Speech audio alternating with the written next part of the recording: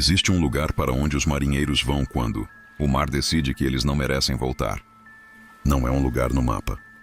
Não tem coordenadas, mas todo homem que já cruzou um oceano conhece o nome. Davy Jones Locker. O cofre de Davy Jones. Por séculos, marinheiros sussurravam esse nome com o mesmo medo com que crianças falam de monstros no escuro.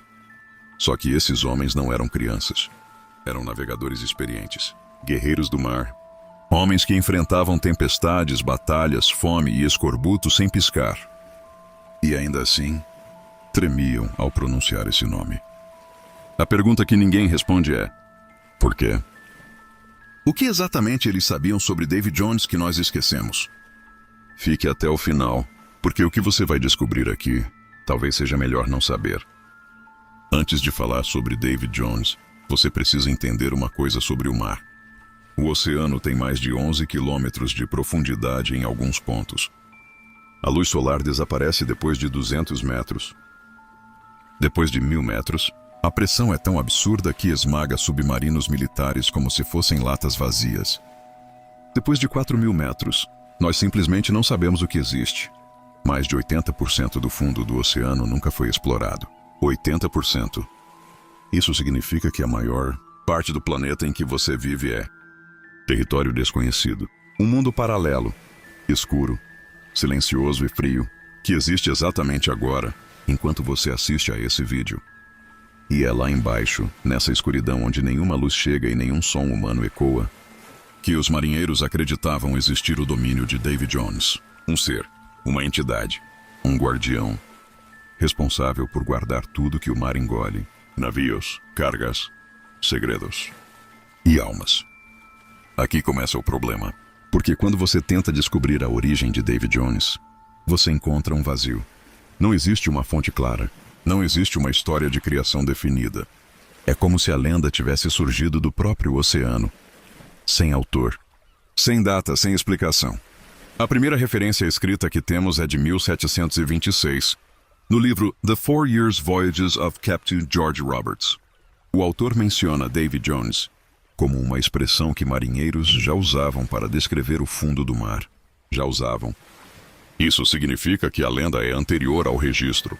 Ela existia antes de alguém se preocupar em escrevê-la.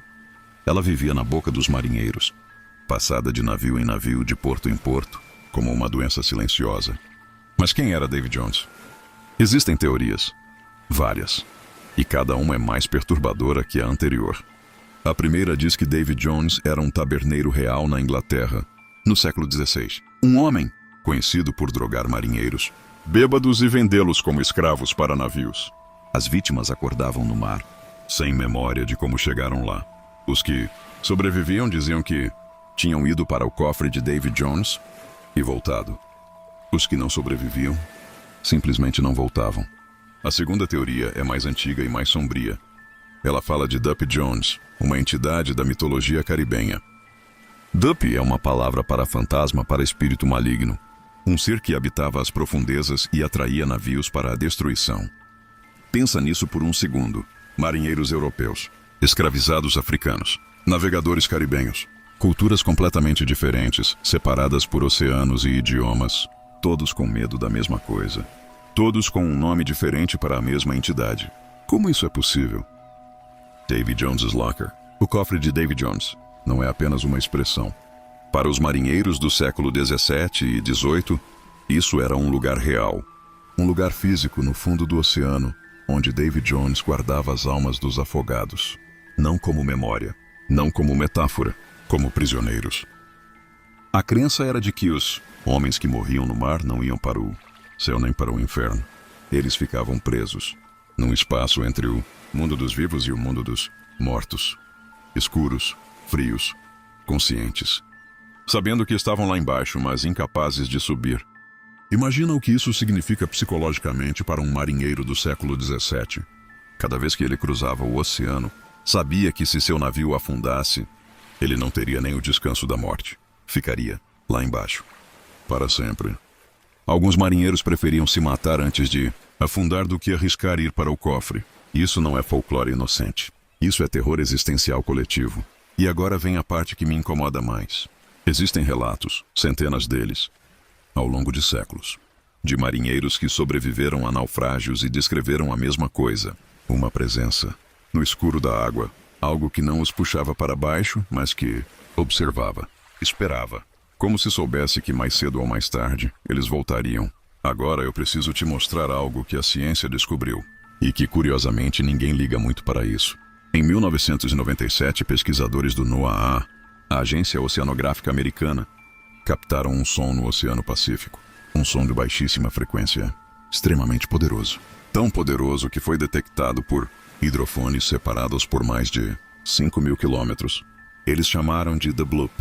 A análise do som mostrava características biológicas, padrões que sugeriam um ser vivo capaz de produzir um som mais alto que qualquer animal conhecido na história do planeta, mais alto que uma baleia azul, muito mais. Para produzir aquele som, o ser precisaria ser de um tamanho incompatível com o que acreditamos existir no oceano. Anos depois, a NOAA revisou a análise e disse que o som provavelmente era de atividade de gelo na Antártida. Provavelmente. Essa palavra foi escolhida com cuidado, porque eles não têm certeza. E The Bloop não foi o único. Existe o Julia, captado em 1999. O Train, o Slowdown, o Upsweep. Sons sem explicação definitiva, vindo das profundezas do oceano. Sons que, se você ouvir agora, parecem exatamente com o que os marinheiros do século XVII descreviam. Uma presença, nos fundos, que respira. Deixa eu te fazer uma pergunta final. Por que uma lenda criada por marinheiros analfabetos do século XVII sobreviveu até hoje? Por que Davy Jones ainda aparece na cultura pop, nos filmes, nos jogos, nas músicas? Por que esse nome específico ainda provoca algo em nós? Talvez porque, no fundo, a humanidade sempre soube de uma verdade simples e aterrorizante. O oceano não pertence a nós. Nós somos visitantes, frágeis, temporários, tolerados. E lá embaixo, naqueles 80% que nunca exploramos, em quilômetros de escuridão absoluta onde a pressão destroça qualquer coisa que construímos, existe algo. Pode ser biológico, pode ser geológico, pode ser algo que ainda não temos palavras para descrever. Mas os sons estão sendo captados. Os navios continuam desaparecendo em condições inexplicáveis. E toda vez que alguém vai ao mar pela primeira vez e olha para a água escura abaixo do casco do navio, sente. Não sabe o que, mas sente. Talvez seja só instinto primitivo. Ou talvez seja algo que a memória ancestral humana guarda, desde os primeiros navegadores que partiram e não voltaram. Um aviso de que o cofre de Davy Jones está cheio, e ele ainda aceita novos inquilinos. Se esse vídeo acordou algo em você, esse é exatamente o sentimento certo. O próximo vídeo vai te levar para um lugar ainda mais fundo. Inscreve, ativa o sino, e não dorme com a janela aberta. Até a próxima investigação.